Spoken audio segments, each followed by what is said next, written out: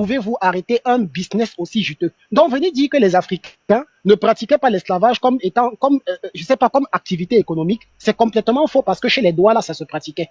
Maintenant, allons chez les Bamileke, c'est-à-dire chez moi. Je suis un Tchang. Comme on dit souvent au Cameroun, là, Nchankuna, c'est-à-dire Tchangpor. Vous voyez un peu. Voilà le tribalisme, hein. Je ressens les réalités. Et moi, j'en rigole parce que je sais que je ne suis pas dans la victimisation. On peut traiter les Bamileke de porc aussi longtemps qu'on veut. Moi, j'aime le porc, j'aime sa chair, je le mange. Alors, pourquoi être contre? Alors, il se trouve quoi? Bon, je suis pas musulman, hein. Donc, pour ceux qui le pensent, donc, c'est pas pour insulter quelqu'un. Alors, il se trouve que les Bamileke... Pas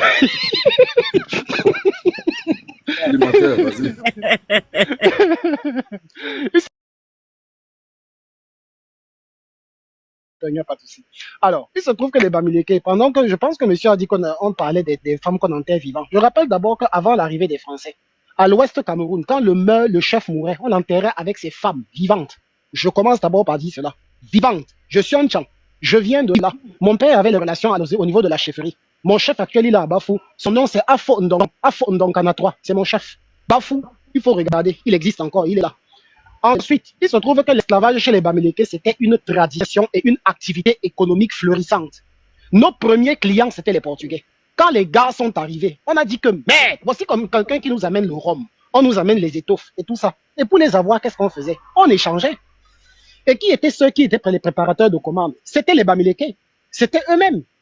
Quand ils avaient besoin d'esclaves, puisque quand ils sont arrivés, ils n'entraient pas dans les terres camerounaises, ils s'arrêtaient au niveau des rives, des côtes.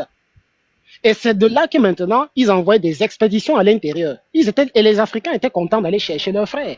Pas parce qu'on a institué l'esclavage, mais parce que déjà c'était parmi nous et que on avait maintenant l'opportunité d'exporter la marchandise qui était toujours consommée sur place.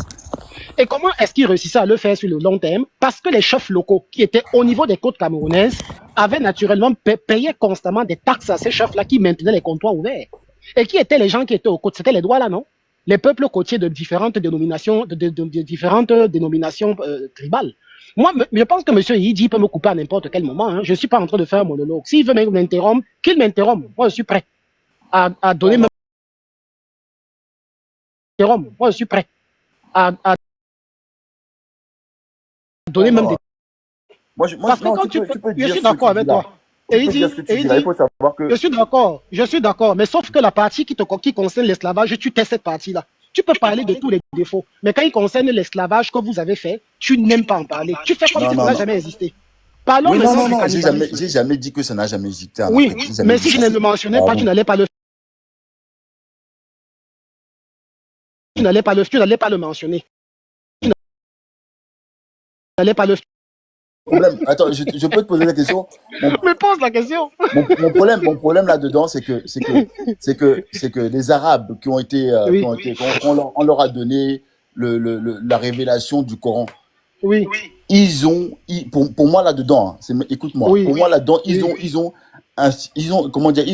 ont manipulé tout le monde en disant que l'islam vient de chez eux et que maintenant les Noirs là, ils nous ont esclavagisés pendant au moins plus de 1000 ans. Mais attends, juste la cause, là, je vais 1400 ans, laisse-moi finir, 1400 ans. Non. Juste parce qu'on était noirs, juste parce qu'on était noirs. Non, pas parce que vous étiez noirs, pas parce que tu étais noir, parce que vous étiez faible. Voilà la raison. Ouais, parce que vous, les noirs, vous êtes esclavagisés entre vous. Et quand vous êtes esclavagisés entre vous, vous n'étiez ni chrétien, ni musulman. Vous étiez dans les traditions. Donc, quand tu nous dis, mon frère, si tu dis que tu veux retourner à la tradition des Douala, tu vas devoir recommencer l'esclavage. Tu vas tout recommencer. Non, mon frère, assume tes traditions. C'est quoi? Ne mélange pas tout. Ne mélange pas tout, pardon. Tu assumes tes traditions. Non, comment ne mélange pas? Ce sont tes traditions, mon petit frère, Douala. Tu es Douala. Aujourd'hui, on a besoin est-ce qu'aujourd'hui, j'ai besoin d'un esclave pour faire ma tradition? Frère, donc tu n'assumes plus tes traditions. Tu n'assumes plus l'activité de tes ancêtres. Réponds-moi, vrai. Non, mais je te parle de tes traditions, mon frère. Tu n'assumes plus. Tu ne veux plus y retourner. Bon, quand même, aussi. Sois sérieux. Mais écoute-moi. Mais j'ai entendu, mon type. Est-ce qu'aujourd'hui, ok, est-ce qu'aujourd'hui, tu vas aller dire aux Vikings que eux, ils ont fait des esclaves et tout. Est-ce qu'aujourd'hui, tu vas leur parler de ça? C'est des trucs datant. On parle d'aujourd'hui.